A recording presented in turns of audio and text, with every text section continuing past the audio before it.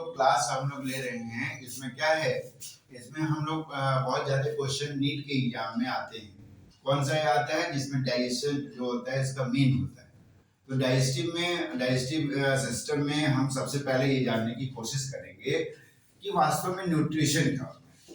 जैसे कोई भी न्यूट्रिशन को लेते हैं इसको तो पोषक पदार्थ कहते हैं, न्यूट्रिटिव सब्सटेंस को एक्सेप्ट करना है। तो इसके लिए कई प्रोसेस होते हैं, उसमें सबसे न्यूट्रिशन के स्टेप होते हैं जिसे इंगेशन कहते हैं। उसके बाद डाइजेशन होता है, एब्जॉर्प्शन होता है, एस्माइलेशन होता है और इगेशन होता है। किसी फूड को टेक करना, इंटेक करना, इंगल्फ करना, तो उस प्रोसेस को इंगेशन कहते हैं। उसके बाद जो आता है सेकंड पॉइंट आता है डाइजेशन। डाइजेशन को हम कह सकते हैं कि large food particles change into small food particles. माने कहने का मतलब कि लार्ज फूड पार्टिकल्स जो होता है वो छोटे फूड पार्टिकल्स में तोड़ने की जो घटना होती है उसको हम डाइजेशन कहते हैं। डाइजेशन के बाद होता है एब्जॉर्प्शन। एब्जॉर्प्शन माने with the help of microvilli, macrovilli की मदद से जो फूड पार्टिकल्स होते हैं वो ब्लड में मिक्स होने की एक्टिविटी को हम एब्जॉर्प्शन की श्रेणी में देते हैं।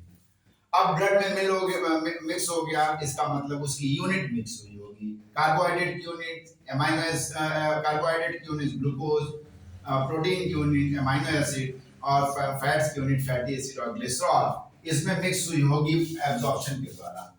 अब एस्माइलेशन है। एस्माइलेशन करने जो चीज मिक्स हो गई है ब्लड में उसका क्या होगा, ऑक्सीडेशन होगा या कंबस्टर्स होता है, जिससे एनर्जी प्रोड्यूस होती है और वो एनर्जी जो होता है एक स्थान से दूसरे स्थान तक ब्लड के माध्यम से जाती है। तो उस एक्टिविटी को हम एसिमाइलेशन कहते हैं। उसके बाद जो अनडाइजेस्ट फूड बच जाता है, जो नहीं पच पाता है, उसको शरीर से किसी न किसी तरीके से बाहर निकालना होता है, तो उसे इगेशन कहते हैं। अब देखते हैं कि डाइजेशन इन बक्कल कैविटी। डाइजेशन कहाँ होता है? डाइजेशन बक्कल कैविटी माउथ में होगा। इसके लिए क्या है, लार है, स्लाइवा है, और स्लाइवा का जो मीडियम जो होता है वो बेसिक होता है, माने क्षारीय माध्यम में डाइजेशन होता है।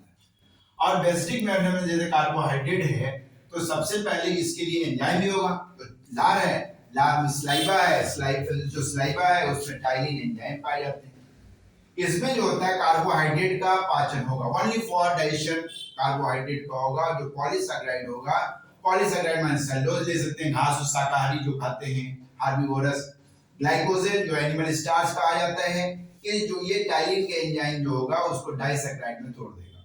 डाइसैकेराइड में माल्टोज, लैक्टोज और सुक्रोज में उसको तोड़ देगा। उसके बाद भोजन चला आएगा कहाँ पे, फेराइंक्स और ओएसोफेगस में। फेराइंक्स में पहले आएगा, उसके बाद ओएसोफेगस में आएगा। फेराइंक्स में कोई भी डाइजेशन नहीं होता है, वो वहां पे जो पाए जाते हैं स्लाइवा म्यूकस होते हैं, वो भोजन को काइम में चेंज करते हैं, उसको पूरा माने मिलाते हैं, और मिलाने के बाद उसको भोजन वहां से सरक जाता है। सरक करके कहाँ आता है, पहले फेराइंक्स से ओएसोफेगस से चला जाता है डाइजेशन इन स्टोमच। अब ये स्टोमच की बात करें तो इसमें क्या होता है कि एक जो उसकी जो स्टोमच की वॉल रहती है, स्टोमच की दीवारें रहती हैं, उसमें से गैस्ट्रिन हार्मोन्स निकलता है। गैस्ट्रिन हार्मोन्स होता है, उसमें गैस्ट्रिक जूस निकलता है और ढेर सारी चीजें पाई जाती है उसमें। HCl रहता है, हाइड्रोक्लोरिक एसिड। यदि हाइड्रोक्लोरिक एसिड की बात करें, यदि आपके शरीर पे यदि गिर जाता है तो क्या होता है, उस चमड़े उगाड़ देता है, नीचे जमीन पे होता है तो खौलने लगता है, लेकिन उसमें पाया जाता है हमारे पेट में। तो पाया जाता है तो क्या करता होगा कि उसकी फास्ट एक्टिविटी पहले मीडियम को एसिडिक कर देगा, और एसिडिक करने के बाद यदि हम देखते हैं तो सबसे पहला काम क्या होता है कि वो क्या करता है, मीडियम को एसिडिक कर देगा। भोजन के साथ, फूड के साथ आ रहे हैं क्या जो बैक्टीरिया आ रहे हैं उसको मार देता है। पहला तो फंक्शन यदि देखें, what is the function of HCl, तो किल द बैक्टीरिया।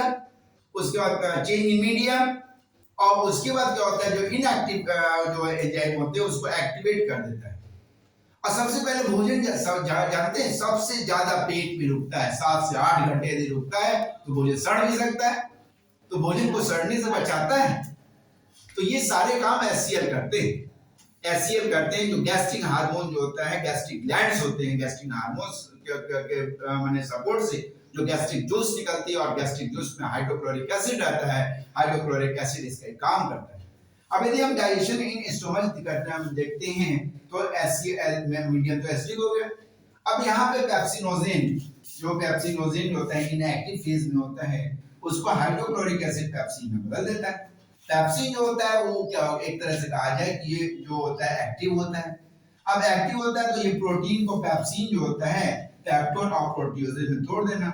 ये तोड़ने की एक्टिविटी माने ये लार्ज फूड पार्टिकल्स को स्मॉल फूड पार्टिकल्स में तोड़ रहा है, तो इसका मतलब यहाँ डाइजेशन हो रहा है प्रोटीन का।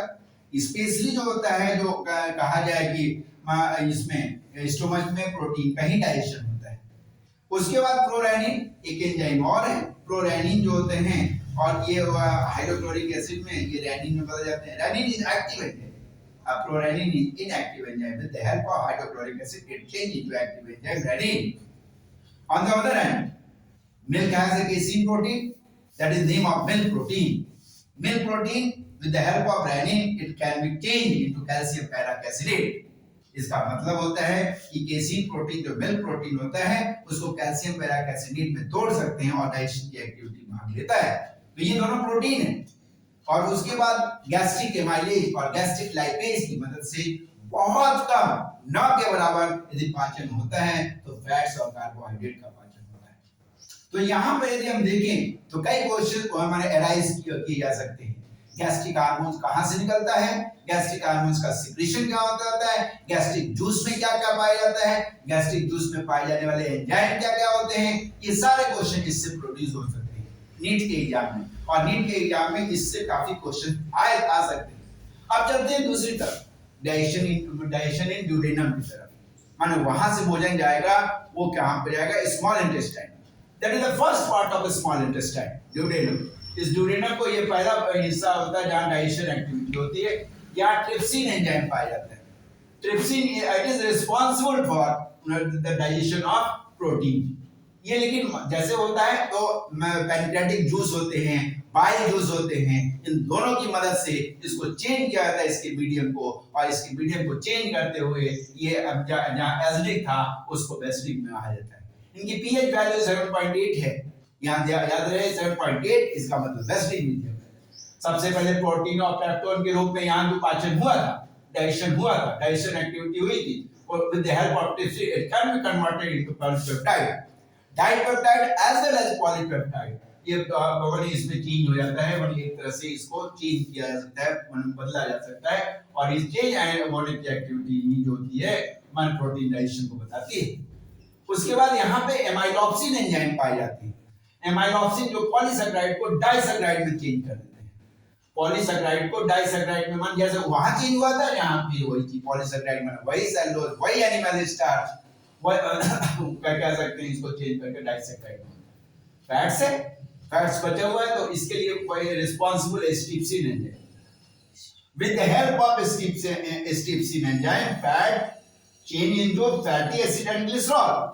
It is the phenomena of fat digestion, माने इसको फैट डाइजेशन की श्रेणी में लाते हैं। अब वहां से आता है digestion in ileum. Digestion in ileum, digestion in ileum में आता है तो यहाँ पॉलीपेप्टाइड फॉर्म में था, जो टूट के आ रहा था, इरेप्सिन जो होता है उसको अमीनो एसिड में चेंज कर देगा। यहाँ का मीडियम भी बेसिडिक होगा। Polypeptide change into amino acid with the help of erepsin. और डाइसैकेराइड की बात करेंगे, जो डाइसैकेराइड यहाँ था माल्टोज लैक्टोज सुक्रोज। तो माल्टोज लैक्टोज सुक्रोज जो होता है माल्टोज लैक्टोज सुक्रोज में ग्लूकोज में चेंज कर देता है। अब रिमेनिंग जो फैट्स बच जाते हैं वहां पाचन डाइजेशन नहीं होता है, तो लाइपेज एंजाइम होता है वो फैट्स के डाइजेशन के लिए फैटी एसिड और ग्लिसरॉल में तोड़ देता है। तो यहाँ एक तरह से कहा गया कंप्लीट डाइजेशन हो जाता है। अब भोजन वहां से बड़ी आंत में आता है, जो लार्ज इंटेस्टाइन का मुख्य भाग होता है सीकम। सीकम में डाइजेशन के लिए कोई भी डाइजेस्टिव एंजाइम नहीं पाया जाता। लेकिन यहाँ पर क्या रहता है, यहाँ पे क्या रहता है, symbiotic bacteria. With the help of symbiotic bacteria digestion होता है कार्बोहाइड्रेट का। और सिम्बायोटिक बैक्टीरिया के नाम ले रहे हैं तो इसका नाम भी जानना चाहिए। तो ये नाम आते हैं सेलोबाइपेरस और क्लॉस्ट्रिडियम। देखो यहाँ से ये नाम जो होते हैं ये एराइज होता है, क्वेश्चन यहाँ से उठ सकते हैं कि सेलोबाइपेरस और Clostridium, what is this? It is symbiotic enzyme, it is symbiotic bacteria, or it is responsible for digestion of carbohydrate. माने ये पॉलीसैकेराइड को डाइसैकेराइड में चेंज किया जा सकता है इनकी मदद से। इसके अलावा कुछ प्रोटोजोन्स भी होते हैं जो इनमें मदद करते हैं, इंट्रोडाइनियम जिसको कहते हैं, ये भी इन तीन के साथ मदद करके इसको कार्बोहाइड्रेट के डाइजेशन में मदद करते हैं। इसलिए कि सिम्बायोटिक बैक्टीरिया को इन तीनों के रूप में आप बैक्टीरिया तो ये लेंगे और ये प्रोटोजोन्स अलग होगा, इनकी मदद से कहा जाए कि ये सिम्बायोटिक बैक्टीरिया डाइसैकेराइड में चेंज कर देता है। इस प्रकार से ये डाइजेशन एक्टिविटी पूरी हो गई और बहुत ढेर सारे क्वेश्चन इससे अराइज करते हैं।